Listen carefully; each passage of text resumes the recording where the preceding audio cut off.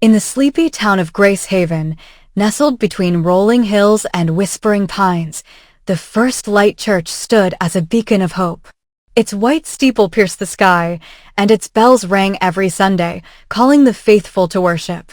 At the heart of this community was Pastor Ezekiel Crane, a man whose voice could soothe storms and whose sermons stirred souls. To the people of Gracehaven, he was a vessel of God's will, a shepherd guiding them toward salvation. But beneath his sanctified exterior, Ezekiel harbored a secret that would unravel the very faith he claimed to uphold. Ezekiel had not always been a man of the cloth.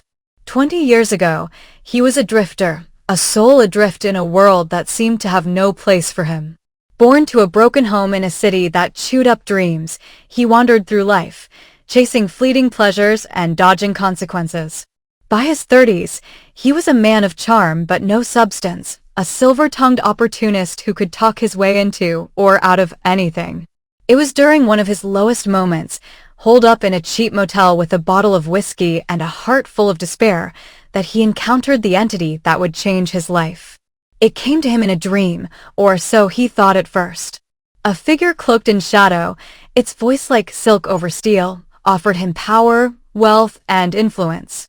All it asked in return was his allegiance. Ezekiel, desperate and broken, laughed it off as a hallucination. But the figure was persistent, appearing night after night, whispering promises of a life beyond his wildest imaginings. It called itself the Benefactor, and it claimed to serve a master far greater than any god Ezekiel had ever known. Starved for purpose, he agreed to its terms, sealing a pact that bound his soul to forces he could not fully comprehend. The Benefactor was true to its word. Within months, Ezekiel found himself transformed. He stumbled upon a tattered Bible in a thrift store, and though he had never been religious, he felt compelled to open it. Words flowed from the pages, and he found he could recite them with a conviction that felt almost supernatural. He began preaching on street corners, his charisma drawing crowds. Donations poured in, and soon he was invited to lead a small congregation in Gracehaven, a town desperate for spiritual revival after years of decline. The church flourished under his guidance, and Ezekiel's reputation grew. To the townsfolk, he was a miracle. To the Benefactor, he was a tool. Gracehaven was a town of simple folk, farmers, shopkeepers, and families who clung to their faith like a lifeline. Ezekiel's sermons were a blend of fire and comfort, promising salvation while warning of damnation. He spoke of God's love, but also of his wrath, weaving tales of a world teetering on the edge of divine judgment. His followers hung on his every word, their donations filling the church's coffers, which Ezekiel funneled into grand projects, a new community center, a youth program, a gleaming extension to the church itself. But a portion of the funds, unbeknownst to the congregation, went elsewhere, to rituals conducted in secret, to offerings made in the dead of night to appease the Benefactor. Ezekiel's double life was a delicate balance.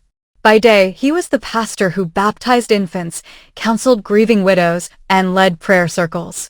By night, in a hidden chamber beneath the church, he performed rites that would have horrified his flock. The Benefactor demanded sacrifices, not of blood, but of faith. Ezekiel was to sow doubt, to twist the scriptures subtly, to plant seeds of fear and division among the faithful. The Benefactor's master, whom Ezekiel came to understand as a force antithetical to the God he preached, thrived on the erosion of true belief.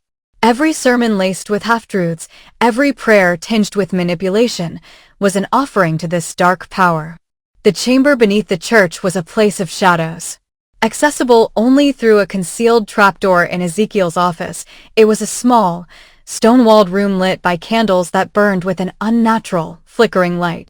Symbols etched into the walls pulsed faintly, as if alive, and a crude altar stood at the center, stained with the residue of offerings, incense, herbs, and objects taken from the congregation, a child's drawing, a widow's locket, a farmer's heirloom ring. Each item was a token of trust, stolen and repurposed for the Benefactor's rituals.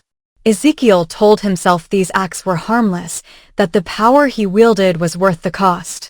But deep down, He felt the weight of his betrayal growing heavier with each passing day.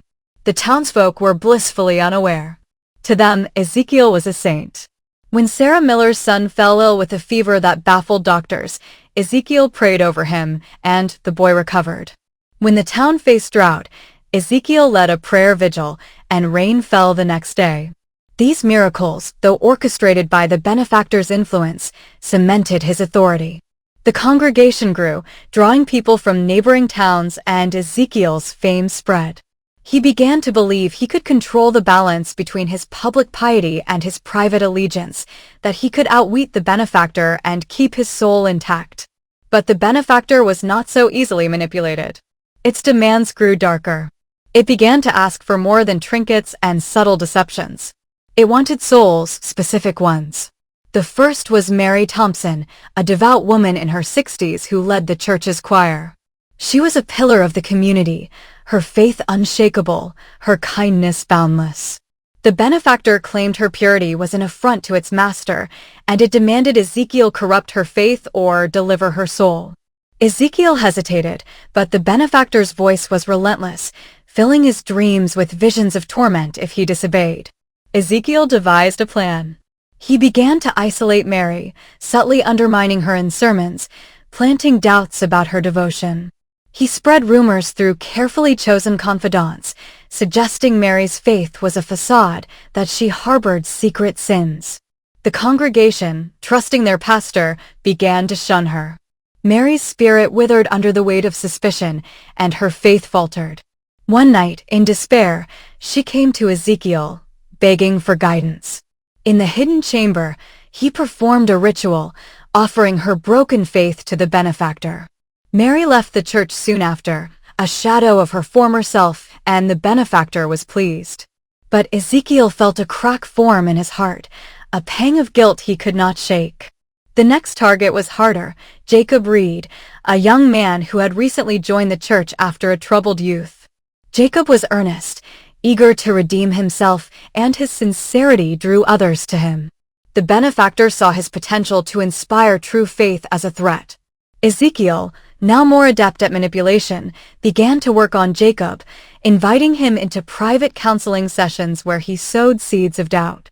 He told Jacob that his past sins were unforgivable, that God's love was conditional, that only Ezekiel's guidance could save him.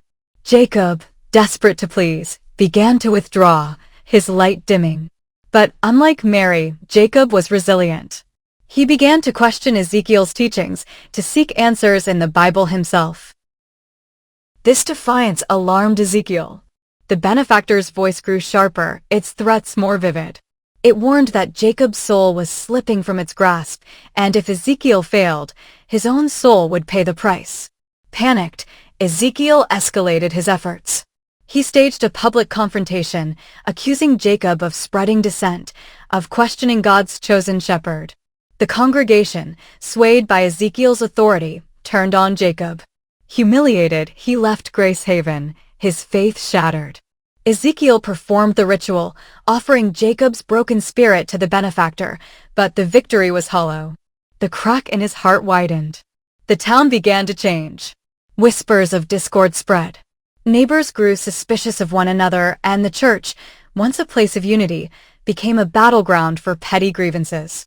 Ezekiel's sermons grew darker, his warnings of divine judgment more frequent. The congregation, unaware of the source, attributed their unease to the world's growing sinfulness, clinging tighter to their pastor's guidance. But not everyone was blind. Clara Evans, a quiet, observant woman who served as the church's treasurer, began to notice discrepancies in the finances. Donations meant for charity were unaccounted for, and Ezekiel's explanations were vague. Clara, a woman of deep faith, prayed for guidance, sensing something amiss. Clara's suspicions deepened when she found an old journal in the church's attic, left by the previous pastor. It spoke of a hidden chamber beneath the church, a place of prayer for the most devout. Curious, Clara began to watch Ezekiel closely. One night, after a late meeting, she saw him slip into his office and heard the faint creak of a trapdoor. Heart pounding, she waited until he left, then crept into the office and found the concealed entrance. The chamber below was a revelation, a blasphemous mockery of the faith she held dear. The symbols, the altar, the stolen tokens, she knew at once that Ezekiel was no servant of God. Clara confronted Ezekiel the next day, not with anger, but with sorrow. She begged him to confess, to seek redemption. Ezekiel, cornered, felt the benefactor's presence looming. In a moment of desperation, he tried to silence Clara, offering her a place in his inner circle, promising wealth and power. But Clara refused, her faith unwavering. She vowed to expose him, to save the congregation from his deception. That night, the benefactor demanded her soul, and Ezekiel, trembling, agreed. The ritual was different this time. The benefactor required a physical sacrifice, a final proof of Ezekiel's loyalty. In the dead of night, he lured Clara to the church under the pretense of reconciliation. As she stood before the altar, praying for his soul, he struck her down, her blood staining the stone. The benefactor's laughter filled his mind, but Ezekiel felt no triumph, only a crushing emptiness. Clara's death was ruled an accident, a fall down the church stairs, but the town mourned, and suspicion began to fester. The congregation unraveled. Attendance dwindled, and those who remained were divided, some clinging to Ezekiel, others questioning his leadership. The benefactor, sensing Ezekiel's weakening resolve, tightened its grip. It demanded more souls, more sacrifices, promising greater power in return. But Ezekiel was tired. The guilt, the fear, the endless deception, it was too much. He began to dream not of the benefactor, but of Clara, her eyes filled with forgiveness, urging him to turn back. One Sunday, as he stood at the pulpit, Ezekiel looked out at the faces of his flock, people he had betrayed, manipulated, and led astray. The benefactor's voice whispered, urging him to deliver a sermon that would seal their doom. But something broke inside him. Instead, he began to speak the truth. He confessed his pact, his rituals, his betrayal. The congregation sat in stunned silence as he revealed the chamber, the stolen offerings, the blood on his hands. Some wept, others shouted in anger, but Ezekiel continued, his voice raw with remorse. As he spoke, the benefactor's presence surged, a suffocating darkness that threatened to consume him. But Ezekiel, for the first time, resisted. He fell to his knees, begging God, not the benefactor's master, for forgiveness. The church trembled, the candles in the chamber below flaring wildly, then extinguishing. The benefactor's voice faded, replaced by a silence that felt almost holy. The aftermath was chaos. The congregation, divided and betrayed, struggled to rebuild. Some left, unable to forgive, others stayed, seeking to reclaim their faith. Ezekiel was arrested, his crimes exposed, but he faced his punishment with a strange peace. In his cell, he prayed, not for salvation, but for the souls he had harmed. The benefactor never returned, but Ezekiel knew his soul was marked, his fate uncertain. Gracehaven slowly healed, led by a new pastor, a woman who had once sat in Ezekiel's pews, her faith tempered by the truth. The church was cleansed, the chamber sealed, and the town learned to forgive, though never to forget. Ezekiel's story became a cautionary tale, a reminder that even the holiest mask can hide the darkest heart, and that redemption, though possible, comes at a cost. Click the subscribe button and like.